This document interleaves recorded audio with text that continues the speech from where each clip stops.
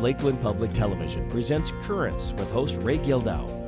Sponsored by Nisswa Tax Service, offering tax preparation for individuals and businesses across from the City Hall in Nisswa and on the web at nisswatax.com.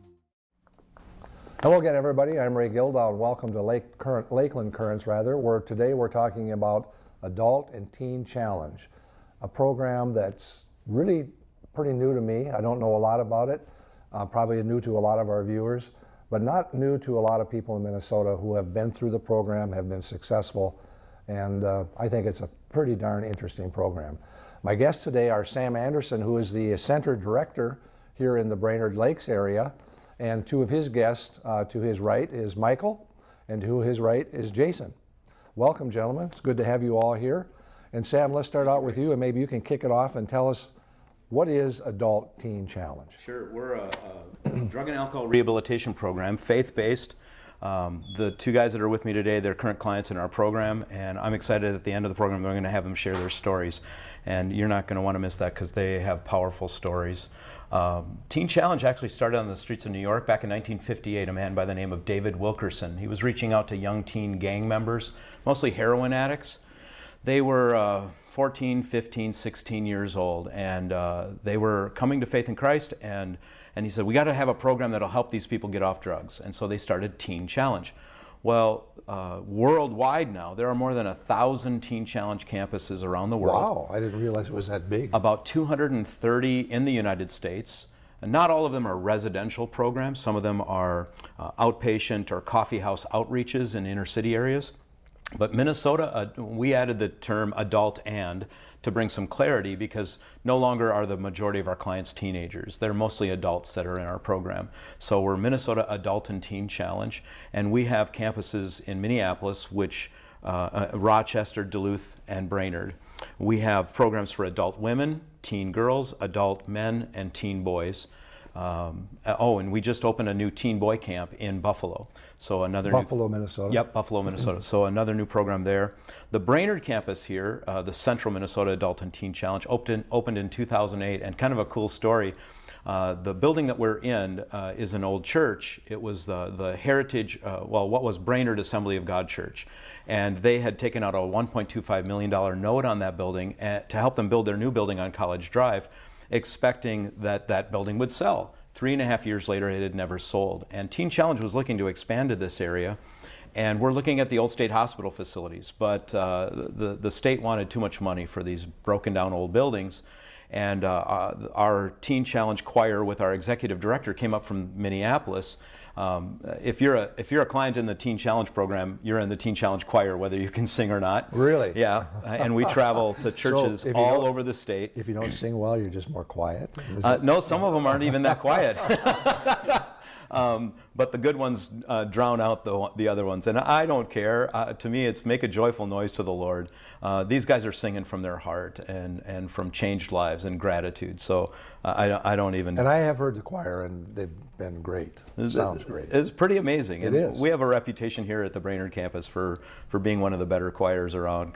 So the congregation, we told the congregation, we're not coming to Brainerd. The whole deal fell through. And that congregation and some key people rose up, paid off that $1.25 million note back in the end of 2007, and gifted the building debt-free to our organization. Wow. And to our ministry. So yeah, and pretty much every campus of Teen Challenge, especially in Minnesota, has been some type of miracle like that.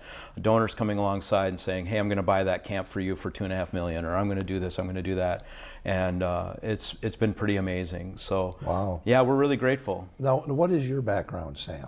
Yeah, that's the weird thing. I'm one of the very few people in senior leadership of Minnesota Adult and Teen Challenge who doesn't have an addiction history in my past.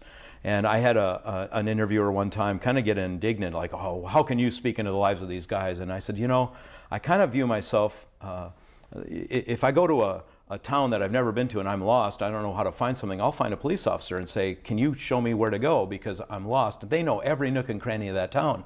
I'm kind of like the guy who just points the way. If you're lost, we can point the way. And besides, when these guys figure out how much I love them and how much I care about them, that history doesn't matter. And we employ a ton of our staff, are graduates of our program or in recovery themselves. So do you have a background in the ministry, or? Yeah, my education is in theology and Bible. I'm an ordained minister. That's not necessary to be a center director for Teen Challenge. It just happens to be my path, but my career path went all over. Before I came to Teen Challenge, I was an IT manager for a software company. Really? So, and I've done so many, yeah. And you know what? God gave me all these weird jobs before. I was a pharmacist assistant. I was a bank teller. I was a choir director. I was a bus driver. You couldn't hold a job. And now I kept holding them, but I use all those skills now in this job. Sure.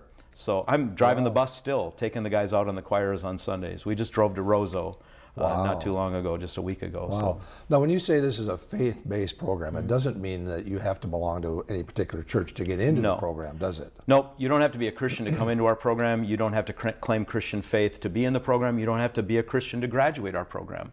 But that's who we are, and we don't hide that. We don't, And the clients, when they come into the program, they acknowledge, I'll be participating in Bible studies, I'll be going to chapel, and they have to initial each of that, just saying, I know this is what I'm coming into. But that's just for our long-term program. We actually have 2 other programs where the faith-based portion of the program is optional. So we have outpatient treatment for men and women right here in the Lakes area. We also offer it statewide, where you come in and you say, the interviewer or the person doing your assessment will say, do you want the faith-based track or the non-faith-based track? And that person can say, I want this or I want that. And then their counselor then follows that directive based on what their desires are. Most people coming to Teen Challenge are coming because they want the faith-based track, that component that we offer. And then we have short-term residential treatment. Right now that's only offered in Minneapolis and in Rochester. But we're in the middle of a capital campaign, and actually we're doing construction right now. I just had a construction meeting with Norson this morning, and Superior Mechanical and Holden Electrical, talking about the project. We just are getting the final parts of the roof on today. Windows will be coming in next week and doors getting installed, so we're just about got the lid on. But we're in the middle of a capital campaign. We needed to raise about $2.8 million. We've raised 2.1 so far. Wow. But we still need $800,000 left to pay this off and make sure that we start off debt free. So how many chapters? I'm sorry. I was going to say, and then that program will be the short-term licensed chemical dependency treatment program, traditional 30-day, 60-day, whatever your assessment qualifies you for. And again, that track, the faith-based portion of our program is optional. You can say, no, I don't want the faith-based program. You get the traditional 12-step curriculum, and your counselor doesn't address those issues. But if you say, yeah, I want the faith-based treatment, then you're allowed to attend chapel if you'd like. You can participate in Bible studies that are offered, but it's not required for anybody that attends there. How many chapters are there in Minnesota? We have multiple campuses in the Twin Cities, so there's a couple of women's facilities, there's several men's facilities. Then we have the Rochester facility, Duluth, and Brainerd. And the Rochester, Duluth, and Brainerd are men's facilities only, adult men. So, and then the Buffalo new teen camp, which is the new one. Yeah, that just opened, 65 acres on 2 lakes. It was a closed Girl Scout camp, and a donor came forward and paid $2.55 million for this camp and donated it to Teen Challenge. Wow. And then made more contributions to help us renovate and remodel it. So how do you operate? Where do you get your funds to operate your program? Yep, multiple sources. The majority of our funds come from donors, private donations. And so we're doing fundraising. So you're not connected to the state or federal government? Well, yes and no. For our clients that are in our long-term program, if they qualify for what's called group residential housing, GRH, then the program is free for them. They can come into the program and it not cost them a dime. GRH, though, can only cover food and bedding and providing the housing for them. That's what that's for. And so we're very careful to make sure those dollars only go towards the secular portions of our program, feeding the guys, providing housing for the guys, things like that. And then the rest of the money that we need for our chapel services and counseling services that are religious based, things like that, that's all private dollars that we raise. But then in our licensed program, that utilizes traditional consolidated funds, county funds. It utilizes private insurance. It utilizes self-pay if someone is capable of paying for employee type Yep, programs. yep. Sometimes it's private insurance through an employer, both for our outpatient and for our short-term residential program. But our long-term program is not a licensed chemical dependency treatment program. It's a recovery program, and it's a year long. And Is that your longest program? Yeah, 13 months minimum to complete that program. That's a commitment, isn't it? Yeah, it is. For But everyone. you don't come into a year-long program unless the addiction issue you were facing was really serious. It's a big deal. Many of our clients have been in multiple treatment programs. I don't know how many treatment programs have you guys been in? I've been in 16. 16? Wow, I didn't realize that. Probably around 5. Yeah. So, various from our guys, and they've tried to get sober. And the Wilder Foundation did an outcome study for Minnesota Adult and Teen Challenge. We hired them to independent. Our board decided, listen, if we're going to ask people to donate to this ministry, we want to know that what we're doing is effective and scientifically. So I think we're one of the only teen challenges in the country that's done a scientific study. And the Wilder Foundation came out with these statistics when they interviewed all of our past graduates. 74% at the time of the interview reported that the previous 6 months they had no drug or alcohol use. 51% all the way back to the date that they graduated the program, which could have been 10 years ago. And when you consider the severity of the addiction that, of the people that are walking into our program, those numbers are astounding. They are. And yeah, it's pretty exciting. That's why I love being a part of this ministry and being a part of watching men's lives be transformed. So what are the steps that a person takes to get into the program? How do they get to the doorway of your place? Yep, traditionally they'll want to have a Rule 25 assessment. That's in the state of Minnesota. Rule 25 is the DHS rule that guides doing a chemical dependency assessment on a person. And you have to be a licensed assessor to do that. And Minnesota Adult and Teen Challenge has licensed assessors. And in Crow Wing County, we're authorized to do them on behalf of the county. We're licensed with the county to do that. So get a Rule 25 assessment. That determines your level of need of care. And then we'll start the person off, usually, if, let's say they've got their first DUI and they're still working and still employed, we'll start them in our outpatient treatment program. Maybe their employer's saying, listen, you got to do something.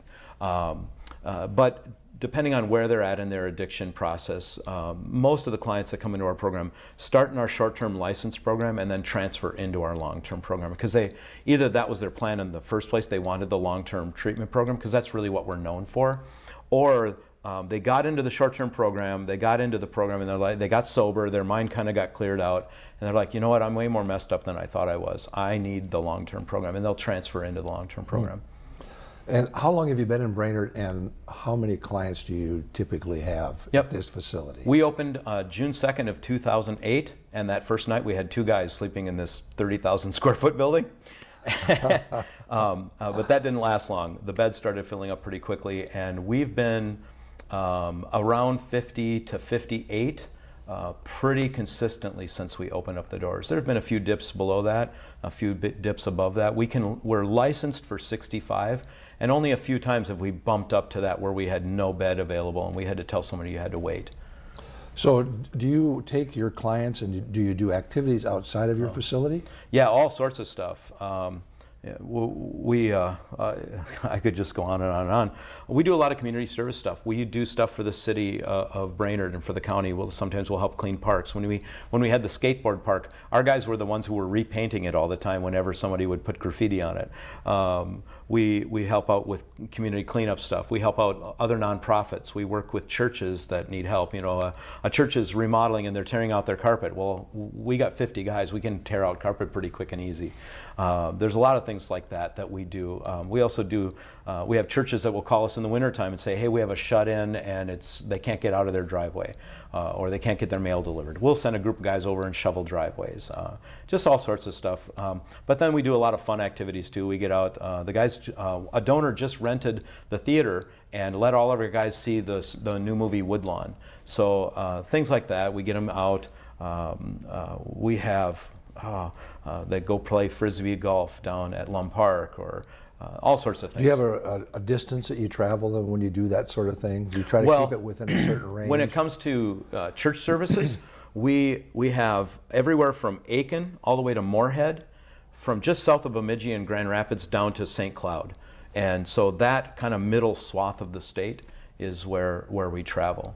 And we sing in churches. Usually we go on a Sunday morning, we take most of the service, and we sing, the choir sings, and guys share their testimonies. And then we just ask for a free will offering. So if some of our viewers haven't had the choir at their church, they should talk to their church leadership and ask them to, hey, we need to have the Teen Challenge Choir here. Well, I came and visited your facility in August with our local Rotary group, and the sense that I had there, and I never talked to anybody about this, but there's a lot of tough love in this place. Would that be a fair assessment to say? You should ask these guys that. You know, that's fair. We've got, we're about halfway through the program already. Maybe we should get their testimony and then come back and talk about some of these things. But let's have Jason go Jason, first. you want to start first? Sure. I'm Jason. I'm 43 years old. I grew up in a good Lutheran home. My mom and dad are both married still today. They actually got married together when they were in 9th grade. So my dad was a coach for softball, baseball, soccer. Did hunting, out camping and all this stuff. And but the thing trouble I had was in school I had a learning disability. I had trouble reading, and I had stuttered all the time. So I was pulled out of the classroom and went to another room. So I kind of didn't fit in. I didn't feel like I fit in with other kids. So that made me shy and kind of distant from other kids. So I did that throughout school. Then when I got into high school, the first time I tried drinking, I loved it. I was able to talk to people. I wasn't shy anymore. It was like a dream come true. So I started drinking, and that led to weekend drinking. I tried the other drugs, pot and acid. Everyone did all the things in high school, but I stuck to drinking throughout my life. Got married when I was 26. Was divorced after a year because of a DWI that I had. And then I got into meth, which just spiraled downhill right away. It took probably 3-4 months. I was in trouble with the law, went to jail again. And I was doing that for probably all the way up till I was about 40. I was in and out of jail, DWIs, went through treatments. Like I said, I was in 15 treatments. I would stay sober for about a year to 6 months. And then I would get all my stuff back, and then I'd fall back down into using it because I thought I could do it again. So, but then I met my ex-wife my current new ex-wife. I don't know how you'd say that. You remarried your first wife. Remarried, yeah. Good for you. No, I didn't remarry my first wife. It was a different wife. Okay. But we had 2 children, Avery and Olivia, which are 9 and 11 years old right now. I was stayed sober for about 5 years. Had a home, had a boat, had a car. I was enjoying my life, and a neighbor had called me over to his garage, and he had some meth in his garage. And I took off from there, and I was like 3 months, and I was in jail, knowing my kids are going to be without me for 4 months because I had to stay in jail, and that just that killed me inside. Got out. While I was in jail, my wife divorced me. That was another blow, pretty bad, and I was just I was lost. I went to short-term teen challenge down the cities for 30 days. Met Jesus. And was doing good for about 8 months, and then fell back down again. And then I just couldn't make it. I just was struggling. Had a job and lose job, get another job, lose a job, and then I just was fed up, and I filled out an application to go to Teen Challenge, and I was waiting to get in. I was living in the cities at the time, and I got another DWI last January, and then a week after I got the DWI, I was accepted to Teen Challenge, and I started out in Teen Challenge in last March. I've been in the program for about 7 months, and since I've been in the program, it's just been amazing. Since all the other treatments they weren't faith-based, and what I needed is God in my life, and that's what I've needed my whole life. And since I've had them, I've got me and my ex-wife are friends now. I'm able to stay at her house when I go on. We have passes that we get to have while we're in the program. I'm able to go there and stay with the kids, and my kids love me still. And my mom and dad are in my life again. Even my aunt and uncles just came and visited me last Monday and seen me. I haven't seen them for like 2 years, and they're back in my life, and they're proud of me. And I have joy and hope in my life now, and I'm just grateful for Teen Challenge. And Sam, he's got the biggest heart I've ever seen in a guy have. And just grateful, yeah. Well, thanks for sharing that. Thanks. Michael. I'm Michael. I'm 23 years old. My childhood was kind of rough and a lot of pain. Looking back on it, my mom was an IV meth user, and my father is a alcoholic with 23 DWIs. So growing up, my father wasn't really around, and my mom was there, but she wasn't. And there was a lot of different men that came in and out of the house, and when I was a child, I was sexually abused. And I remember that's when a lot of my anger started, and just not knowing how to deal with that anger and issues. And when I was 9 years old, my mother left with a man, and left. I have a twin brother. Left me and my brother at a friend's house, or a drug-using friend's house, and that's when social services got involved. So we got removed from the house, and me and my brother moved in with my grandmother, and my father was in prison at the time. We didn't speak to my mother or have a relationship with her for a couple years, and it just tore me up. And when I was around 13, that's when I first tried weed and alcohol, and I started using that regularly and experimenting with other drugs. My grandmother really couldn't handle me, and I was just running away a lot, and she didn't know how to deal with me or help me to deal with my problems and my pain. And so she did what she could for us, and then I ended up going to a foster home. And when I was 14, I went to the foster home, and that was my first time I went into outpatient. When I was 13, my mom went into Minnesota Adult and Teen Challenge down in Minneapolis, and she was going through the program, but I just didn't know how to deal with my problems at that point. And even up until now, I haven't known how to deal with the pain, and I've been struggling and trying to figure it out. So when I was 14, or going on 15, she graduated the program. She got custody back of me and my brother when I was 16 years old, and she started working at Minneapolis Adult and Teen Challenge for the women. And that's when I became really deep into alcohol, and I was drinking and smoking a lot of weed and trying to just live life that way. But there was still this void in my life, and I still needed that love, and I was angry and bitter, and I seen the joy she had from before she went into the program, and to now. It was just like a new person, and she was joy and had life in her face and in her life, and I was kind of bitter. There was a lot of bitterness towards her. And my father got out of prison. I remember we had to go, when I was in the foster home, we had to go through family court, and we had to stand up and say who we wanted to live with, and that had a really big tug on my life, having to choose between my mom and my father, and being put and thrown into the middle of that. And so when I was 18, I got into a car accident. That's when my legal issues started. I was drinking and driving, and I almost killed my best friend. I crashed my car, and he didn't have his seatbelt on, and the year car I had didn't have a passenger airbag. So he had his face on the windshield and broke all the bones in his face. And I walked away from that. It really hurt me, because I remember getting out and walking up to ICU and seeing him, and just wishing that it was me, all that pain. I didn't want to cause anybody else pain, but, so it was hard. I took that on along with all the pain from my childhood. After I got out of jail from that, that was the first time I came to Teen Challenge here in Brainerd, and Sam's just shown me love. He's been so patient with me, and all my pain. It's been hard to face. It's been really hard to face, but there's a lot of healing in it. I left the first time, ended up going to prison, getting out, trying to walk it out, and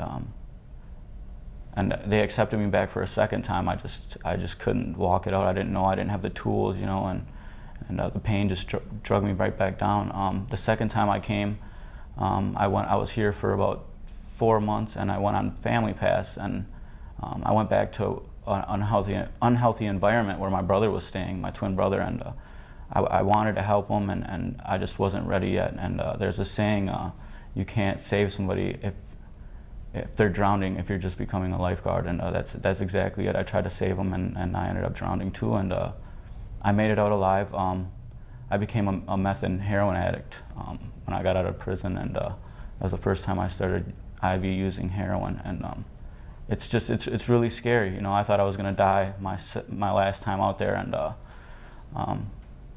I made it back, and they took me back. They've had a lot of grace on me, and the Lord has had a lot of grace on me, and patience, and just, you know, just patiently and gently moving me along through the program and through my pain and the sexual abuse and the abandonment. And I'm just grateful today for God and Sam Anderson and Minnesota Adult and Teen Challenge, and just this opportunity just to share my story. So thank you. I thank both of you for having the courage to come on TV and talk about your lives. That's certainly not easy to do. And I don't get the sense that either one of you talk anymore as if you're a victim of anything. I get the sense that you're taking control of your lives. So that's a great testimony to your program. And the thing I've always impressed with you, Sam, is you always have that smile on your face. And I know you've had failures and you've had challenges that don't work, and that's got to be hard. But thank you for that testimony. That's really says a lot about the Adult Teen Challenge. When we talk about tough love, you probably have clients that just don't stay. You can't. You don't let them stay.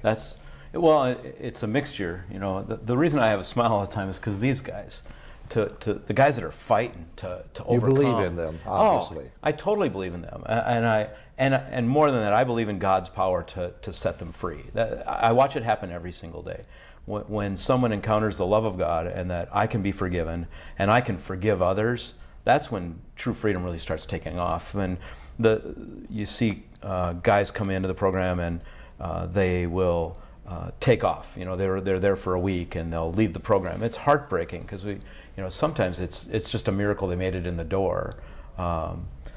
Then other times, on rare occasions, it takes a lot to get kicked out of the program.